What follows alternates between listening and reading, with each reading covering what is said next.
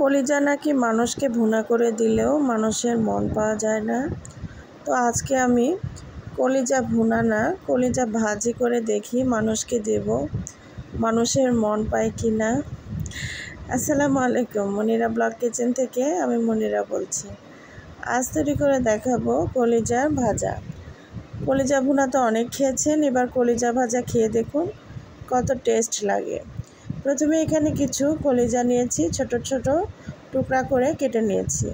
এগুলোকে এখন আমি গরম পানির মধ্যে দিয়ে দিব, দিয়ে 3-4 মিনিট জাল করে নিব।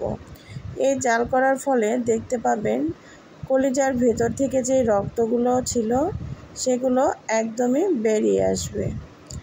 এভাবে কলিজা না রান্না করলে কিন্তু, শুধু কলিজা রান্না করলে কলিজা থেকে একটা গন্ধ বের হয়। এভাবে কলিজার ভিতর থেকে রক্তগুলোকে বের করে নিয়ে রান্না করলে তেমন একটা গন্ধ লাগে না। তো ওগুলো নামিয়ে রেখে আমি এখন ফ্রাই প্যানের মধ্যে তেল দিয়ে এখন কিছুটা আলু ভেজে নেব। শুধু কলিজা ভেজে খেলে তো আর ভালো লাগবে না, এর জন্য এর সঙ্গে একটু আলু আর রসুনের কোয়া দিয়ে দিব। এতে করে কলিজার ভুনার ফ্লেভারটা অনেক ভালো লাগবে। এর জন্য এখানে আলুর মধ্যে আমি দিয়ে দিলাম সামান্য একটু লবণ আর হলুদের গুঁড়া, দিয়ে নেড়ে চেড়ে একটু সময় নিয়ে আলুগুলোকে সুন্দর করে ভেজে উঠিয়ে নেব। ফ্রাই প্যানের মধ্যে আরেকটু আমি তেল দিয়েছিলাম, দিয়ে এখন কিছু গরম মশলা দিয়ে দিলাম, লবঙ্গ, দারচিনি, এলাচ, তেজপাতা আর শুকনা মরিচ। এখন দিয়ে দিব 1/2 কাপের মতো পেঁয়াজগুলো দিয়ে এখন আমি তেলের মধ্যে ভালোভাবে নেড়ে চেড়ে পেঁয়াজগুলোকে ভেজে নেব। মাংস বা যে কোনো এই মাংস, কলিজা বা ভুঁড়ি রান্না করার আগে এভাবে একটু গরম মশলাগুলো ফোড়ন দিয়ে নেবেন, এতে করে টেস্ট ভালো লাগবে। এখন আমি এখানে দিয়ে দিলাম আদা আর রসুন বাটা 2 চামচ, দিয়ে এখন তেলের মধ্যে ভালো করে কষিয়ে নেব। এখন আমি এই তেলের মধ্যে গুঁড়া মশলাগুলো দিয়ে দিলাম। 1 টেবিল চামচ শুকনো মরিচের গুঁড়া, 1 চামচ লবণ, 1 চামচ হলুদ, 1 চামচ ধনিয়া আর 1 চামচ জিরার গুঁড়া দিয়ে দিয়েছি। তেলের মধ্যে কিছুক্ষণ নেড়ে চেড়ে পানি দিয়ে দিলাম কষানোর জন্য মশলাগুলোকে। ভালোভাবে মশলাগুলোকে এভাবে পানি দিয়ে কষিয়ে নিতে হবে। এভাবে কষিয়ে যদি না নেন তাহলে কিন্তু মশলাটা একদম দ্রুত পুড়ে যাবে। এখন আমি আগে থেকে গরম পানি দিয়ে ধুয়ে রাখা কলিজাগুলো মশলার মধ্যে দিয়ে দিলাম, দিয়ে এখন নেড়ে চেড়ে ভালোভাবে ভেজে নিচ্ছি। দেখুন কিছু সময় এভাবে তেলের মধ্যে নেড়ে চেড়ে ভেজে নিতে হবে।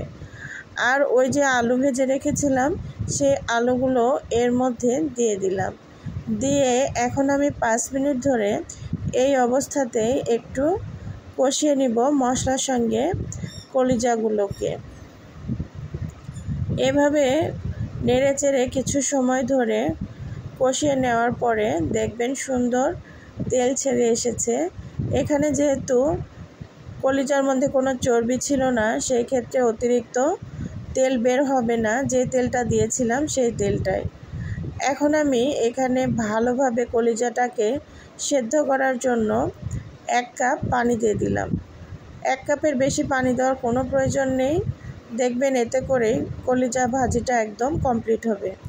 ঢাকনা দিয়ে ঢেকে রেখেছিলাম, এখন ঢাকনা উঠিয়ে আমি এখানে কিছুটা রসুনের কোয়া ছুলে দিয়ে দিলাম। রসুনের কোয়াগুলো ফ্রোজিং করা ছিল, এখন তেলের মধ্যে দিয়ে দিলাম। কিছু সময় নাড়াচাড়া করা অবস্থায় দেখবেন রসুনের কালারগুলো চেঞ্জ হয়ে যাবে।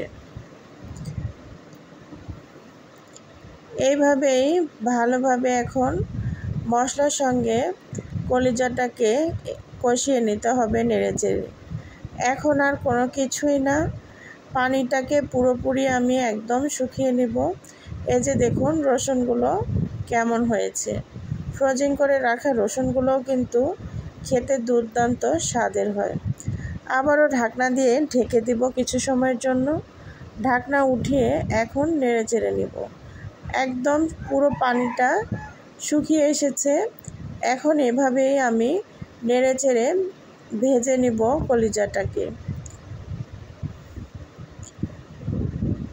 আমার এখানে গ্রামও না শহরও না, আমি যে এলাকাটাতে থাকি, তো এখানে পাশে অনেক মুরগি আছে। আর আমি যে সময় ভয়েস দেই না কেন, মুরগিগুলো এই সময় আসে। তো আপনারা কেউ কিছু মনে করবেন না, অবশ্যই ক্ষমা সুন্দর দৃষ্টিতে দেখবেন।